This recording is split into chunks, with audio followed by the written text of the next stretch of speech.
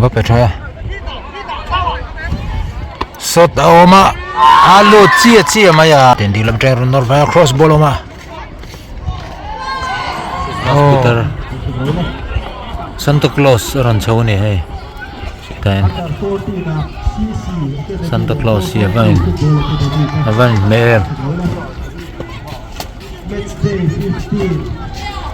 Second match kèm tù rong players này. Vào đã. Hai lâu chụp la. Tức là xin film về lom tụ cơ.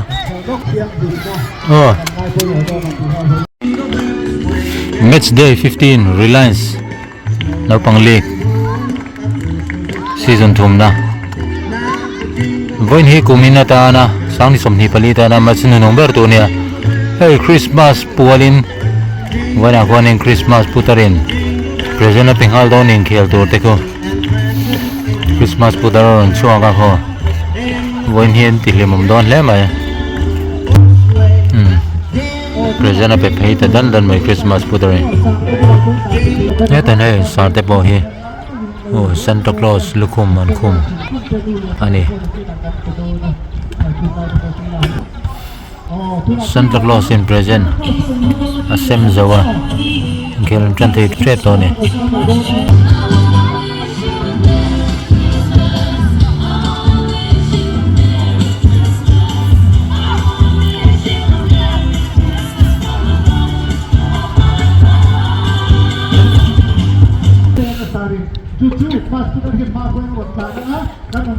Santa Claus in tlan lupuyanga kick off anga chizon game an tran don ani mas puterin bola peta kick off atita chon tlan lupuya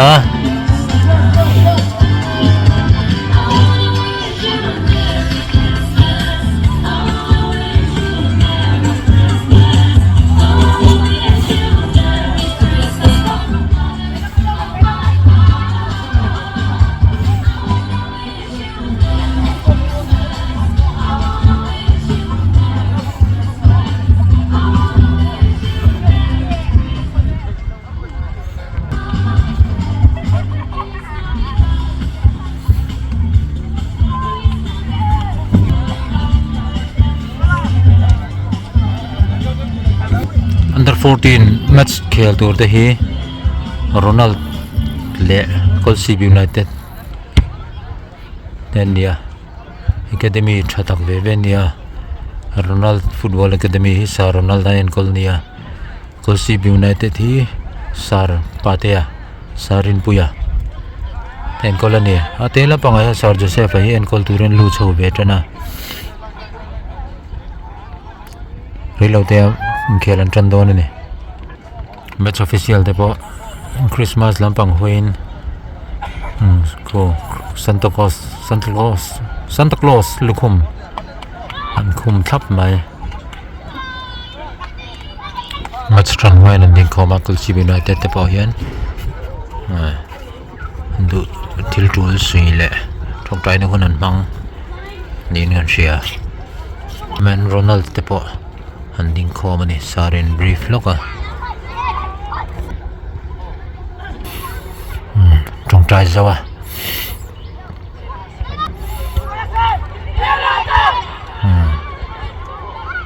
team motivate nan club ming an aur wala academy ming in aur wal that ni Ronald te pon lu vele to match tran ta che Kolasib United in kick off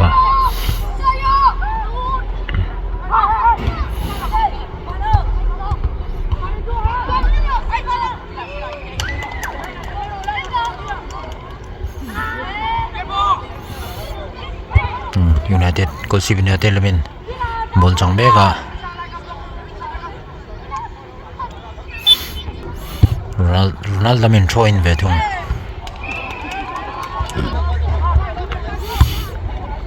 last man in clear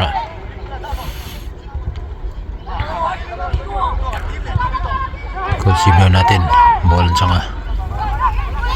sirlama ai pot para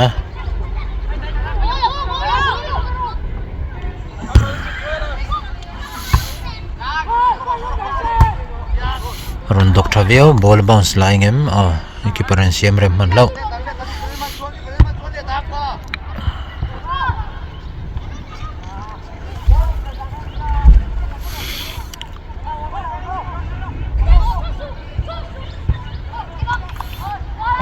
Kolasib United corner.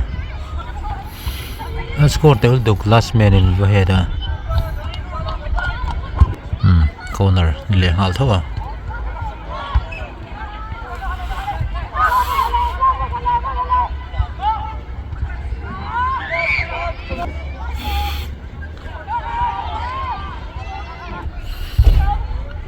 Zarah.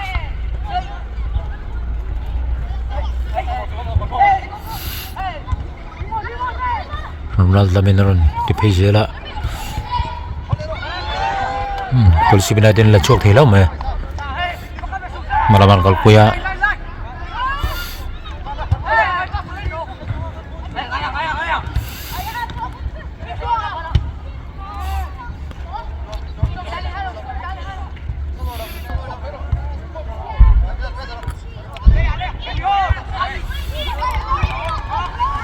Tina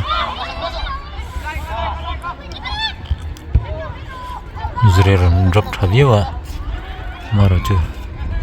duen t-shirt last melin pet shok malam forward dan remcha Kolasib United in corner with hmnan belh avan chadeu be keeper lem siam rem mana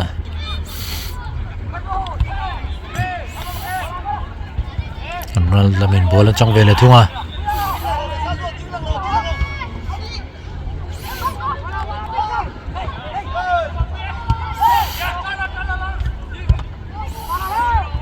defender head chok thaviro Norton deu jak jaga counter attack kom thei da Kolasib United hmalam kalpuya ball thain pe a offside man thlat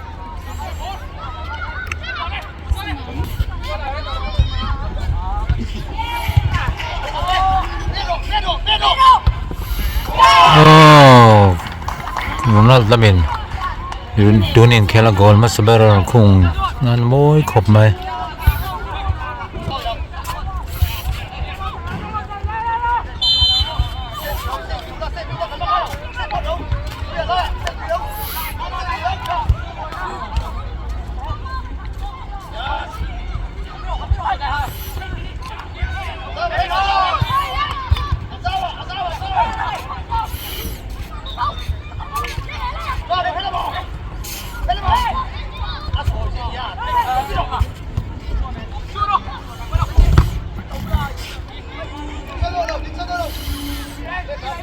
Ronald lamin chansaron le Ṭhuama maro chu Kolasib United lamin la chuak thei hlauh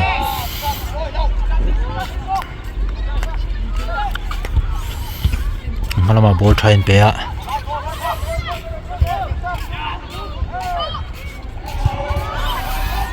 dan nashat mo ball vorlut cross ball nashata Ronald lamin malaman kalpui thale view folom tlat Ronald lamin free kick kan peta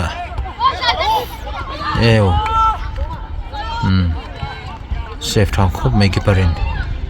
ball pot pet kharon laklo thariu me on goal om trep ni Ronald lamin corner naya in pe a dungin bola vorlu lautlat Kolasib United in malaman kalpuya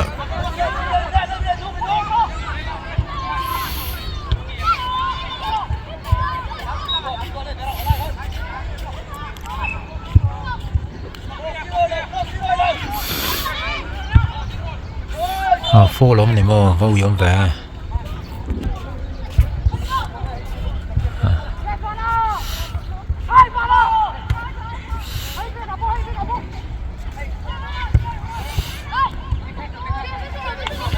Kolasib United lamin ball in pedik sipota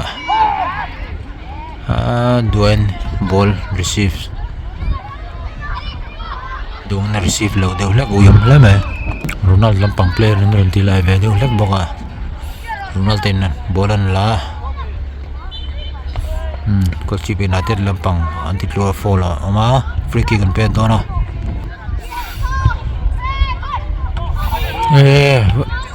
avateu ve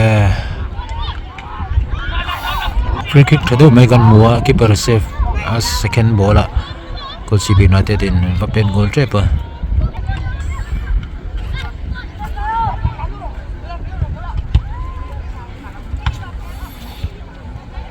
corner Kolasib United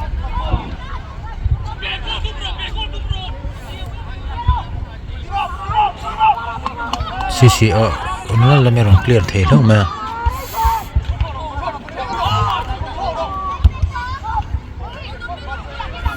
aron tidik chaw tisualom vele tlat miss pass om vele aron nor chaw vele receive chelo khawp ma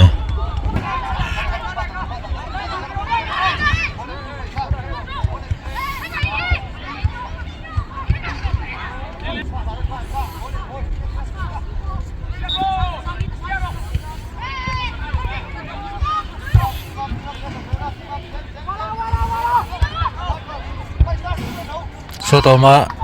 keeper in save second bola goal and try le duai na pet sang de shat ani sir lampang ni har ve de hlek boka ka tiang ka chu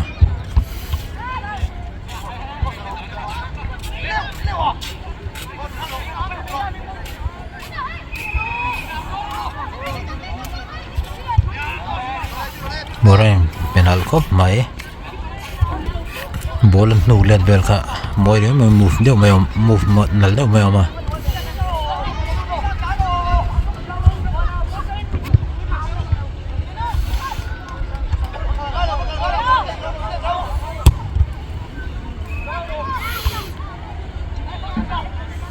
United lamin chansan nei trap hmasa hmalama khar neng reng khop ma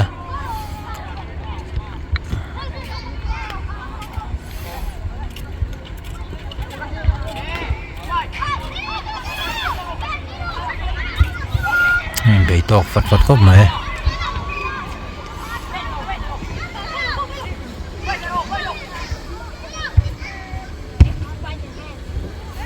defending clear ball đứng lại với bè thầy với một khóc mẹ về do nên bè chọc thầy có thà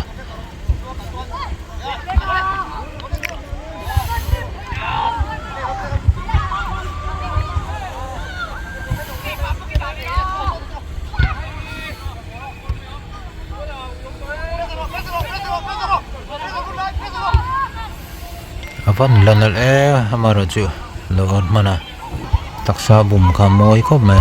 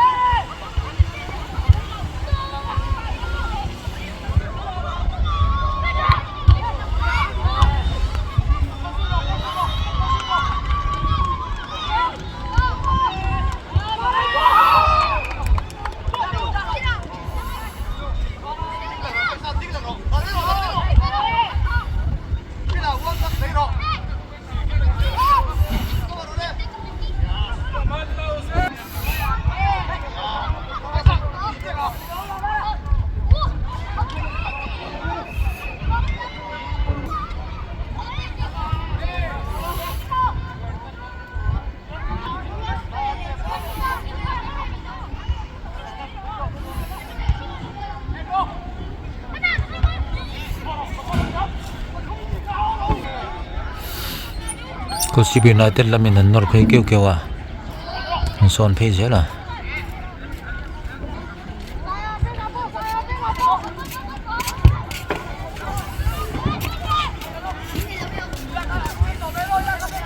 velam train nor vele thung dona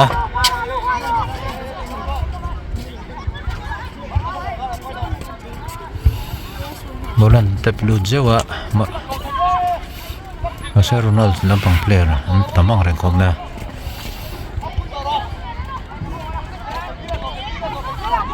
reset le pota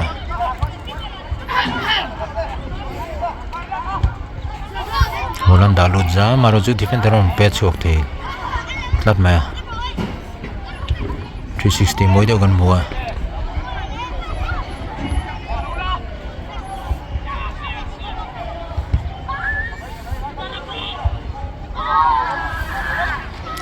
United lamin nor phi về zera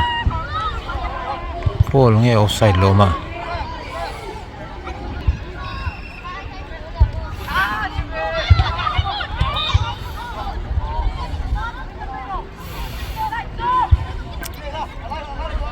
nor phi về zera defender mara ṭang kai khawp maya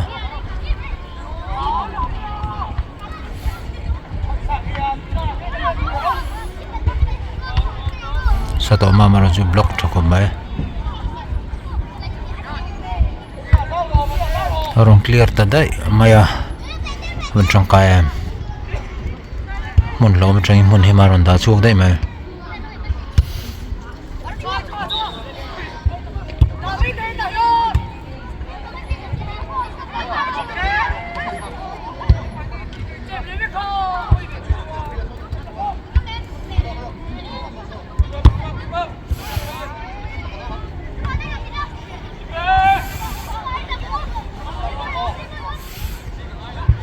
shot Ṭhuama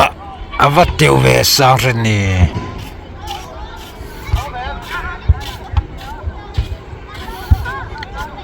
pressure ve pesha chata United lamin ball changta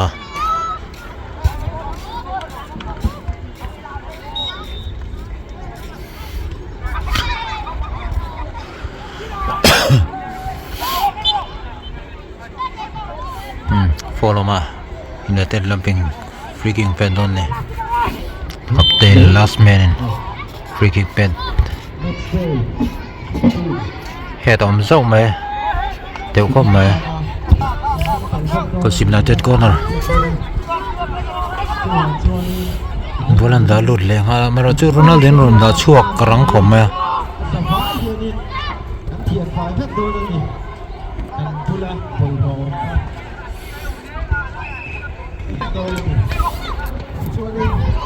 second match players there Ronald đã chụp lỗi lên second match kể từ under 8 Kolasib United football academy there Reliance football academy players there đã chụp lỗi lên Kolasib United lamin chansan ne ya so Ṭhuama avata we crossbar per don keeper in nam per hnuah second match under 8 then Christmas putar Santa Claus ron chho ne hai kan Santa Claus ya van mer match day 15 second match kể từ rong players there Ronald thei lo chụp lỗi to Claus in film pe ve lom to ka Ronald lamin free kick aron peta United lamin la chuaka ren rolle khawp mai ni dat Ronald Naupang man fall lom zoka helan free kick kan pet vele thung dona Kolasib United lamin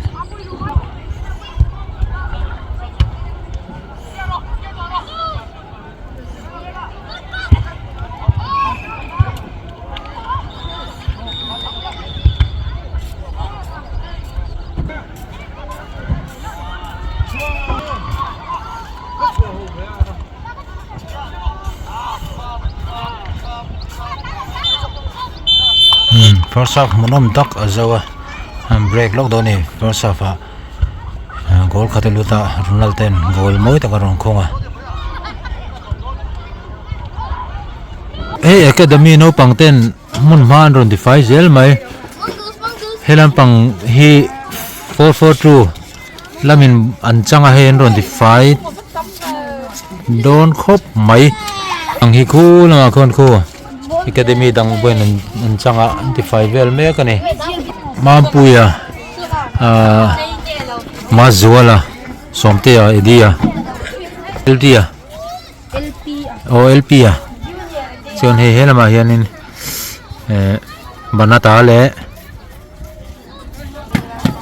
banata tetea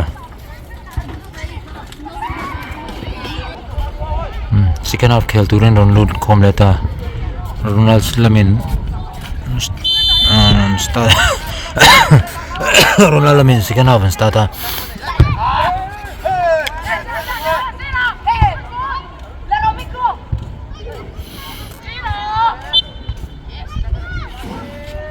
fall lo chuaka Kolasib United free kick hnuah deliver thing mo abate keeper save thakop mai corner ni hmalam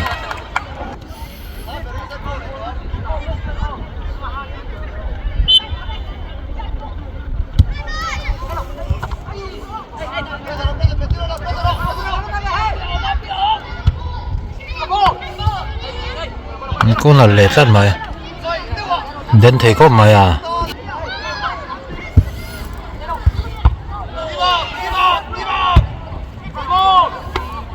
tiểu lít tục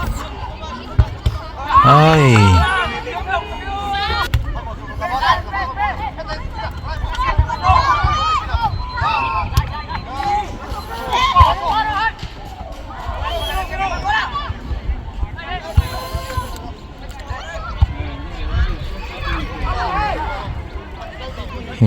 United lamin anh để take món là không mua anh siphurh suit moi khawp mai Kolasib United lamin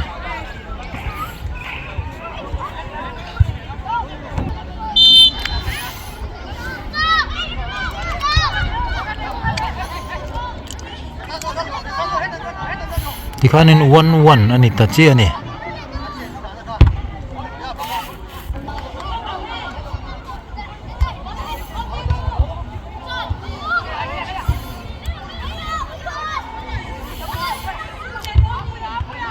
Ronald lamin pressure pezela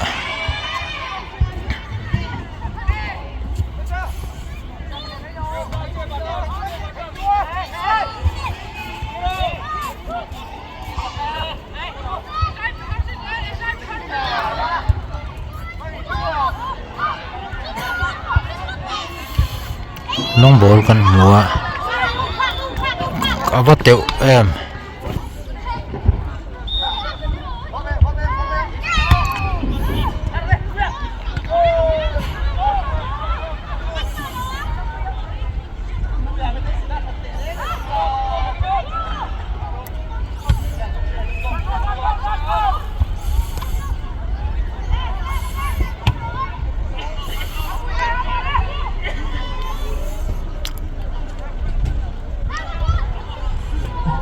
Ronald lamin an attack deu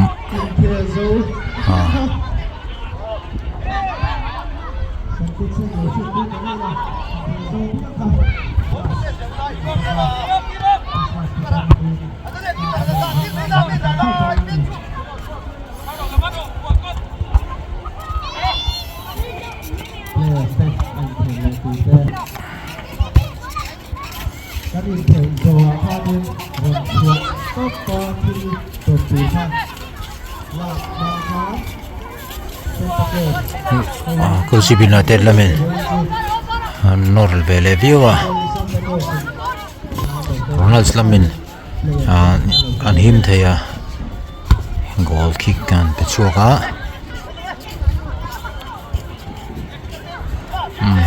keeper neta Kolasib United keeperin long ball an pevele ngala receive thakop mai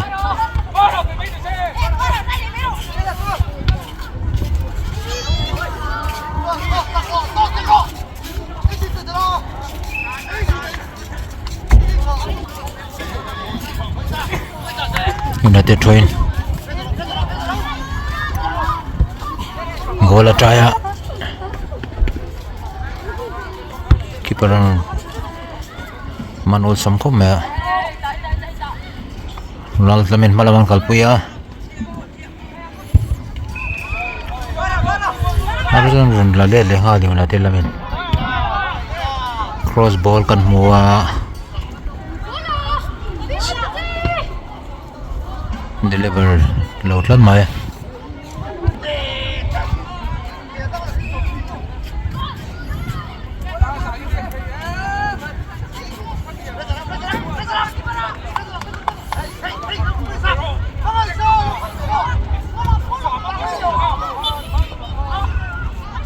ball me follow ma oh Kolasib United free kick in hmuah camera stuck deuh zuai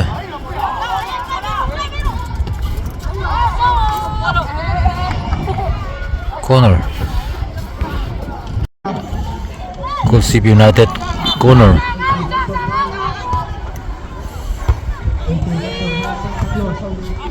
hlauh he thei target an thel deuh mai pawh Ronald lamin ball an la chuak tha Kolasib United lamin ron la let vel ngala avan 316 la ro ve ball lu thei tlat oh corner lo chuak ni Kolasib United in corner Ronald lamin head chuak tha khawp mai aba bum na le goal and try corner lo chuak Kolasib United in corner an pen le dona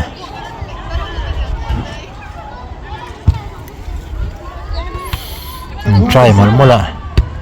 goal on try le hala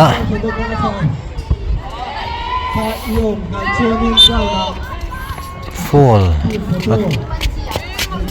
oh fall ham tlat mai Ronald lampang in United lamakhanin hanan pil deuh hlek nangin mar chu Ronald lampang tan ham zoka dan official photographer kha belh la team photo turin kan hat che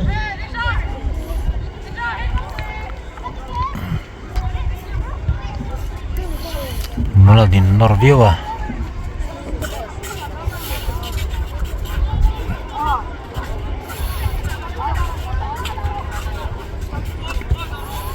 Ronald team na tin an Norview chan san nei an keeper in low safe thakop mai a pe thale me angle zim zeta tang in a pet phe Ronald lami corner pet vele thunga anon head shot tackle sim le atil lamin anon attack nala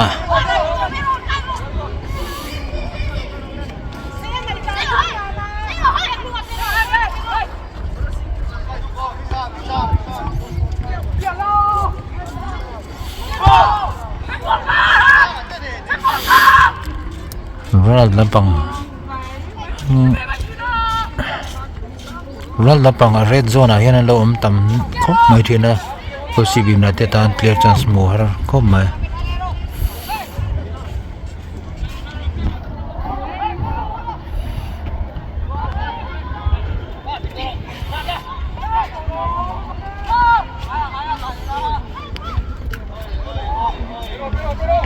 oh Kolasib United den run attack vele hala so Ṭhuama sir setane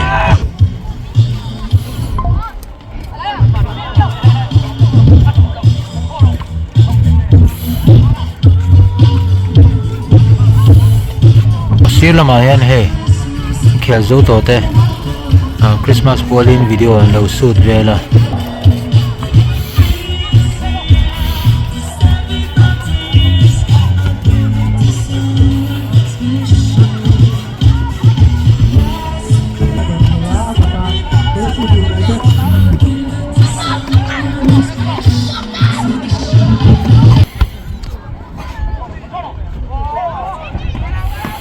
one in line le tok mega goal alo belh thei shi lo ko mai ne tok teu me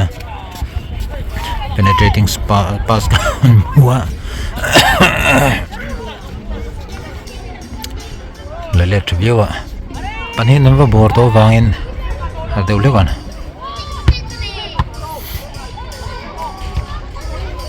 so Ṭhuama keeper Ṭhuaman down try don't try malo deuh leka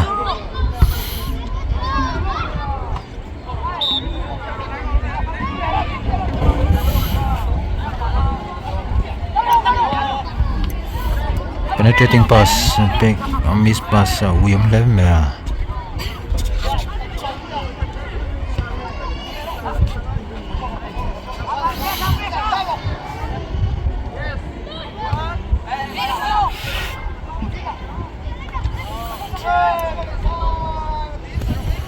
va pe tha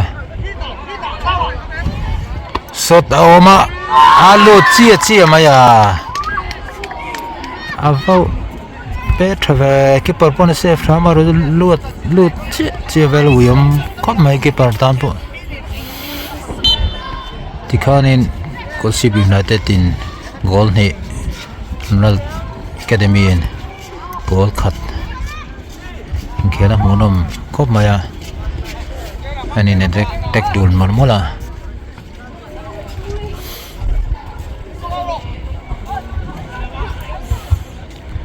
Ronald lamin norlet ve ngal khop mai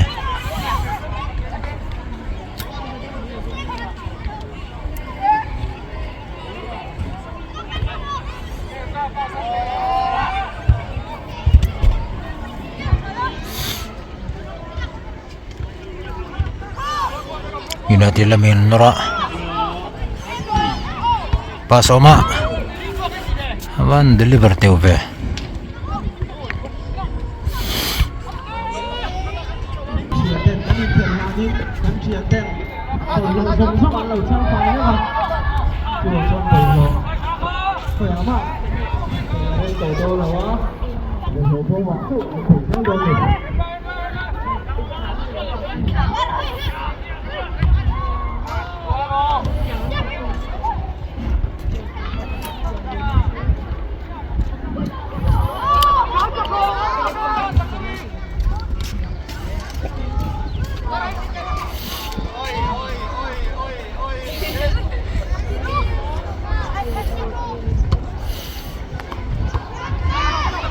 try le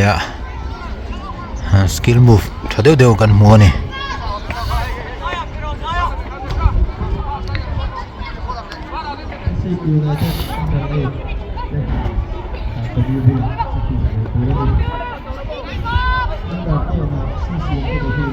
Ein ring thul ein arun la thoko maya ding lama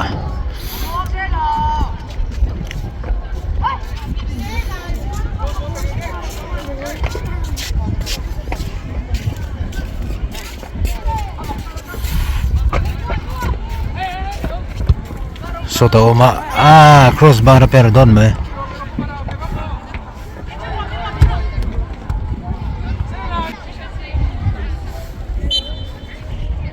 United corner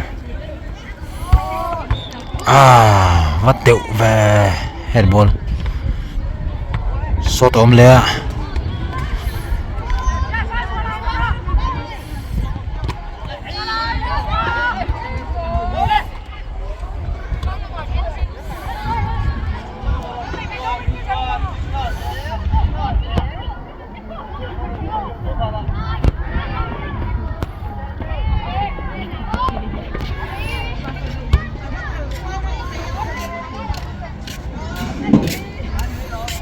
Borton tam to khome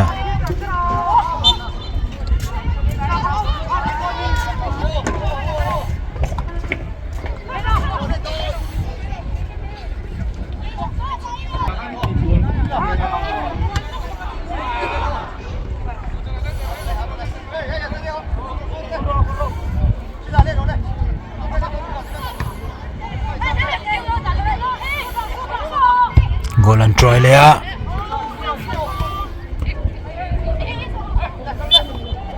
four lama free kick Kolasib United in free kick and hnuah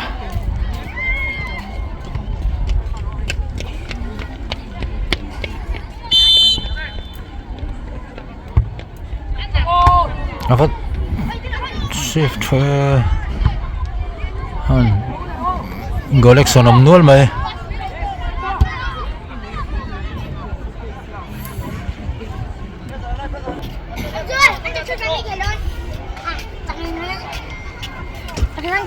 Into 2-1 Chu Kolasib United true so Ṭhuama lo block lo sela chu Naupang top corner akan angkal mai thei ni pe thori uri ma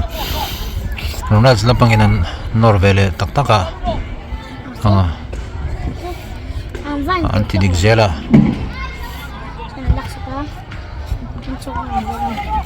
Kolasib United Naupang in an chan him hlauh mai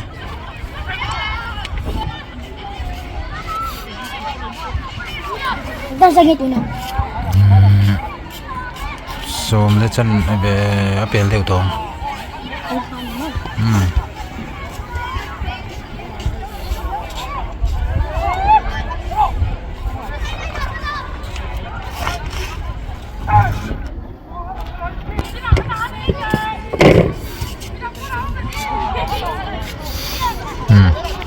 Kolasib United hindi lam try Ronald via cross ball ma. Oh. Ang goal mana ni ka. Kolasib United then 3-1 in man showin me kan inkhel hmuhnawm ko mai norton zak maya. Game hmuhnawm tak kan mo zela ni.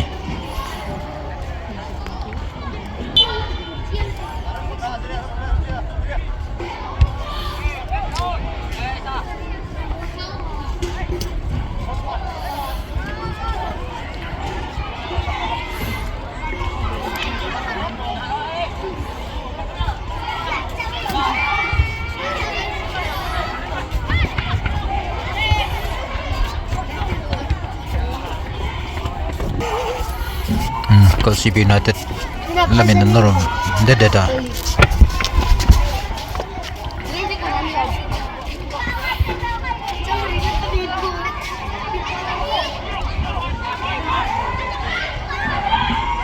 detek na ko mai Ronald lamin ava hantlo goal to hantlo duangin tlo fuman sela chu hlauh mzol don he mai tekel thazet ngan hnuah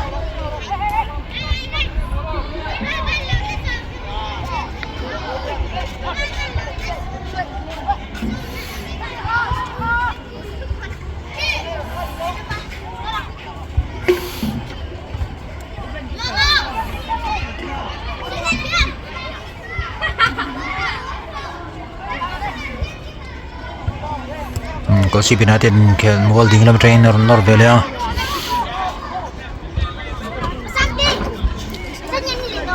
3-1 Kolasib United in 3-1 kel zauta hmuhnawm khawp maya kel hmuhnawm tak ani tun season atan khel tur lo hnuah la nakum March thla thleng hi league ki khel tur ni chuan kumin atan chuan Christmas ma chuan voin hi match na number day 15 ani chakzo kan lampui lo kan chakzo kan lampuya chaklo jok te po an khel tha khawp men hmuhnawm mem kan chuang ve ni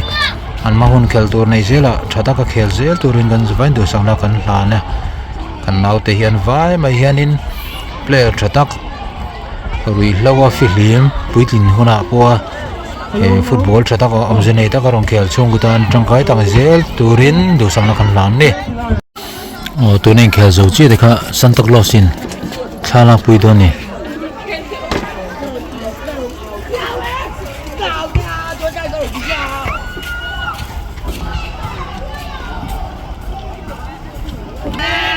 Kolasib United in lakpui zo chi